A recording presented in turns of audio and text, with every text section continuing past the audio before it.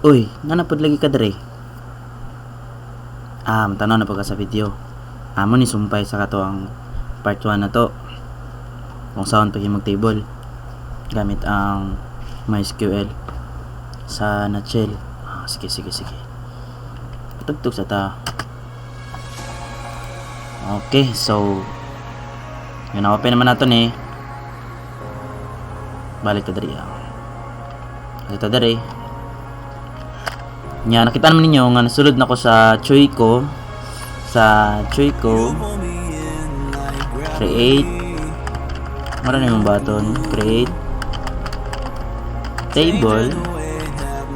Tapos pangalan sa table. Kasi may pangalan sa table. Bata na to user TBL. Gamit kay Pascal case dra. Pag-enter na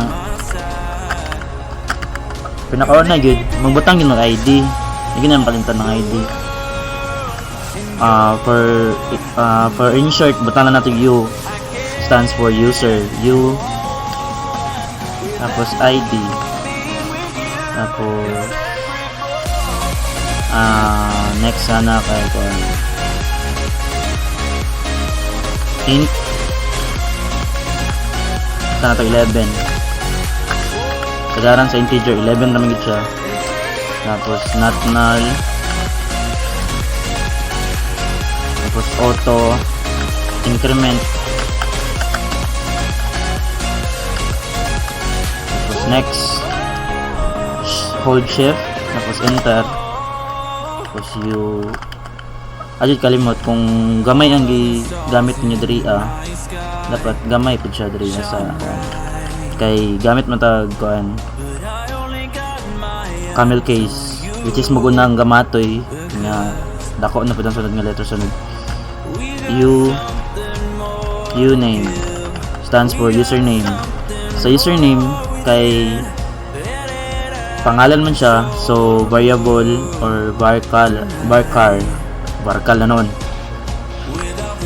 Varchar variable character.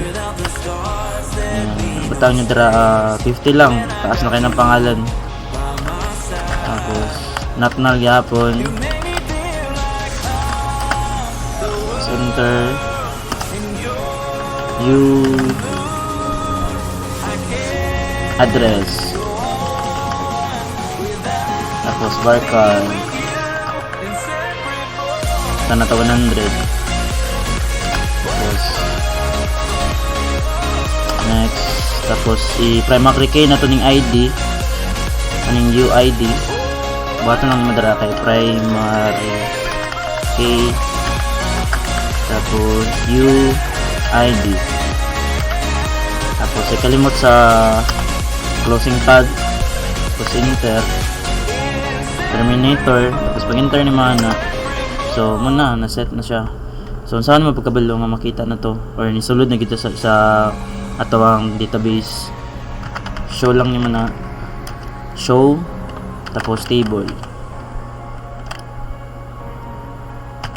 Ay kalimot po tag S show tables tapos semicolon anara. Tapos i-describe na to siya kung unsay mga unod ana yang mga field ra gamit ra kag this. Tapos pangalan ana kung tamaran ka click lang na space hawd man ka ana hawd man ka mangopya. Tapos terminator ana siya makita ni siya ang field niya ang unsa nga type kung null ba siya key unsay key niya primary or foreign key like nya na nya ang extra naka-auto increment. So mura to palungan. Subscribe po.